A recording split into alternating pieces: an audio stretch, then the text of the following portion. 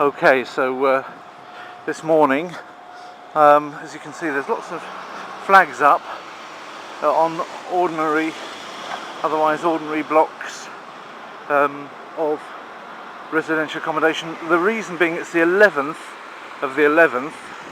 Unfortunately not 2011, we're in 2012. Otherwise it would be one of those, that was last year, and they had a big brouhaha.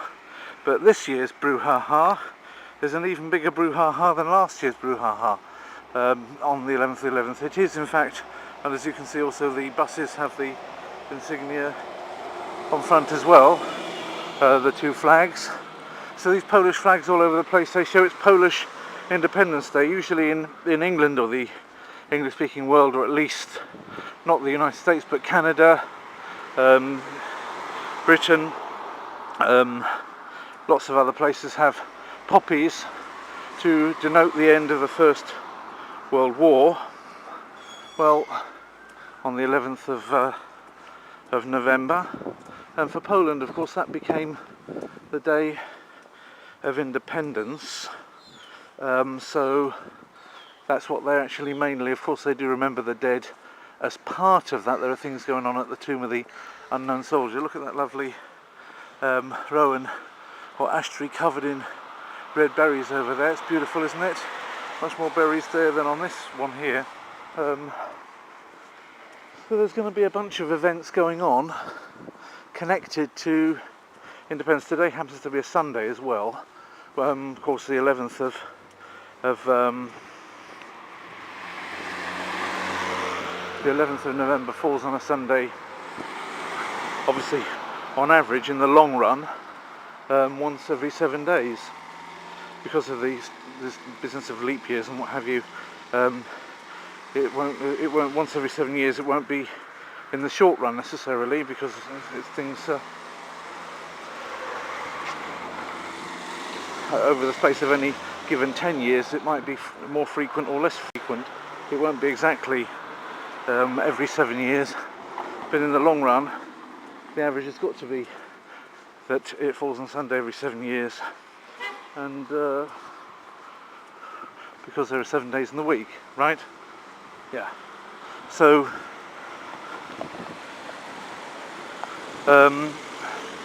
that the combination of it being a Sunday and it being Independence Day means, well, first of all, we're lacking a holiday, because normally it would be a day off from work, but it means that there's a certain more religious element that are likely to be out and about the Catholics. And now on today's date, here in Warsaw, there are going to be no fewer than 5 either marching or running events. Kicking off at 11 o'clock, we have which is actually 10 minutes ago, actually 11 minutes past 11, so it hasn't quite started yet.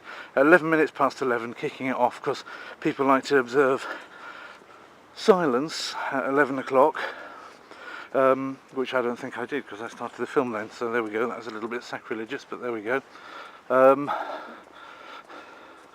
We're remembering the dead anyway by having mentioned them, so if you want to have a couple of minutes silence now to yourself, then just use the pause button or whatever. So basically, it kicks off at 11:11 with the Independence Run, and that's going to go, if I remember rightly, from about Stawki, where Stawki meets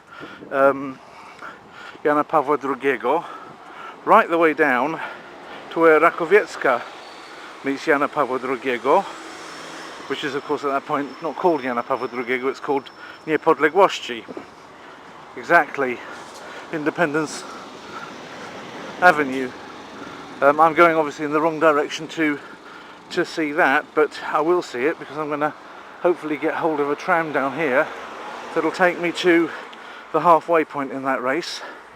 So we'll see people going down, and we'll hopefully see people coming back up again. I've got some friends actually running it. Oh, there you are. This is an interesting thing, isn't it? Why would a Catholic church put on a Masonic symbol, plaster it all over the front of the church? You know, why ever would that happen?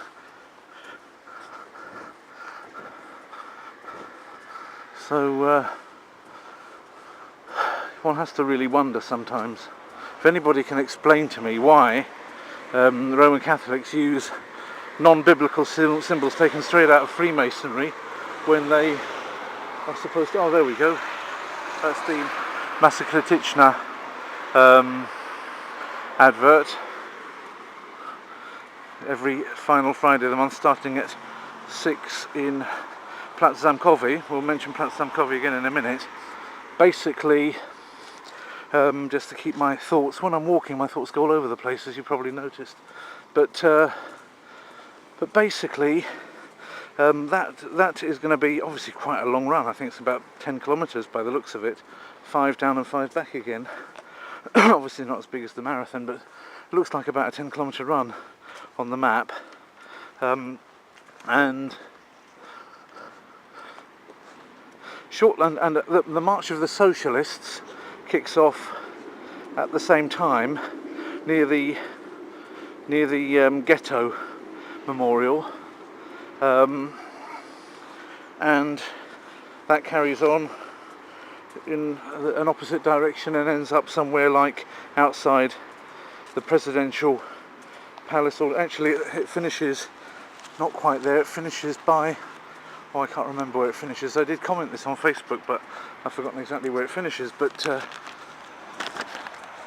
also got a piece of paper, just notes scribbled down from the map, because I don't have a printer at home, of where these things start and finish.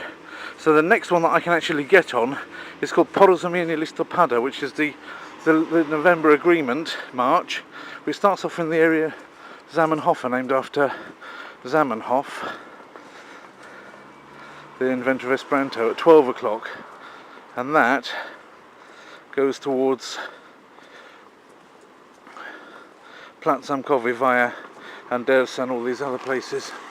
So I'm expecting that by the time I get near to these things that the noise will tell me exactly how to go anyway, even if I haven't worked it out from my notes and the map.